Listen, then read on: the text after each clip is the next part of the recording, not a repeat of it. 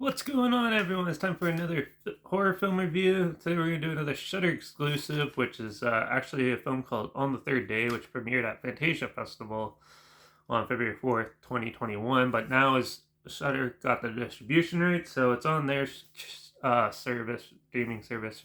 Right now, you can watch it. Now, On the Third Day is a film from Argentina. Um, yeah, and it was directed by Daniel de la Veza, who also did Necrophobia, White Coffin, Dead End, and I Am Toxic, to name a few.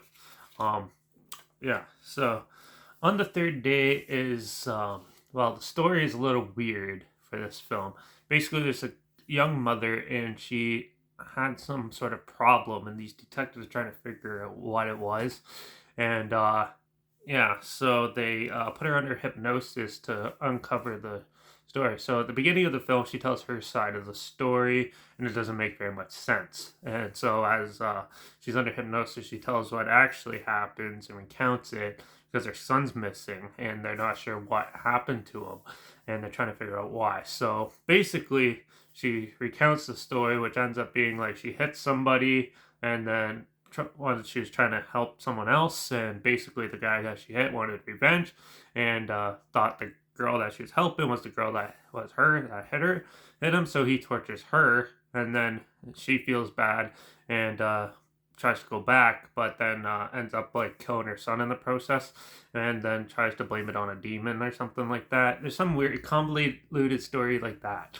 But yeah, this film was pretty boring. To say the least. It's only an hour and 24 minutes, but it felt way longer.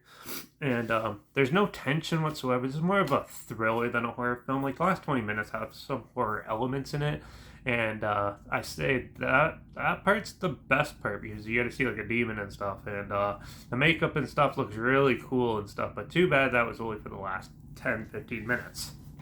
Where the rest of the film just bogs down and stuff. They try to be dark and creepy, but there's no tension whatsoever. Everything comes so fast. It's just like there's no time for you to react. It's just like, oh, this girl's dead now. Oh, there's something else going on over here. Oh, this is happening, and they don't give you enough time to build tension and let it sink in with you, so you absorb it, and so you have an emotional impact for that, and then move on to the next one and set it up. This one was kind of just quick.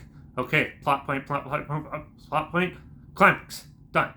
That's how it was. It's like the director was like high on speed or something, and decided to do that. Or, I don't know. But yeah. So the story is very confusing. There's not very much tension, and the characters are pretty bland. There's nothing really to relate to them. You don't know too much about them, and it's more told from like the detective's point of view, trying to picture what's happening, which is fine. But you still need to have those characters to.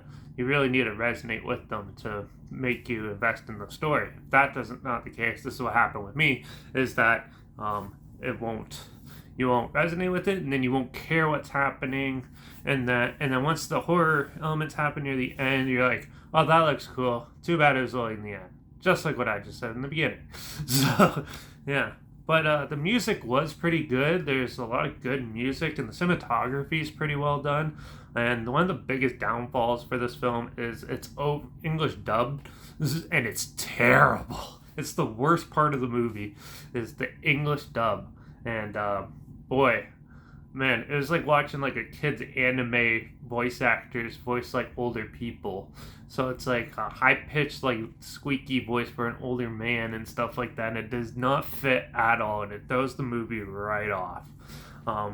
Yeah, but that's not really the filmmaker's fault. I think that's like the producers for the North American audiences and the English speaking audiences. I think that's on their part. But yeah, that's also a big downfall. So if you can find this with subtitles, I'm sure it's going to be way better probably, but it still doesn't help the fact that the story is really convoluted, confusing, and stupid, and the characters aren't fleshed out or anything like that. So On the Third Day was pretty big disappointment. The poster made it look sick, but it ended up being just the last 15 minutes was cool. The rest of it was just bland, dull, and dumb. So I wasn't really into the Speak It Tell, and yeah, I'm gonna give this film a 1.5 out of 5. So yeah, but it is on Shudder, so if you want to check it out, go to Shudder. It's on there. If it sounds like something you're interested in, you can check it out there. There's also a trailer link down below, like always. And also, while you're on Shudder, make sure you look for Derek Peterson, no spaces in the comments. That's me. I always comment on the films I watch and put a skull rating, so do that. Also, this isn't sponsored by Shudder at all. I just like supporting companies I like, so yeah. So yeah, but so check it out on Shudder if you want to see it. And also, link down below is my Instagram. That's where I always post clips of films I'm going to review in the future on my stories. I have the film title and hashtag, the subject on the film and hashtag, so you're aware of it. And my Letterbox is also down below at Derek P Reviews. That's where I post my first star rating where I go watch the film. So follow me on one of those 2 platforms, stay in loop with this channel.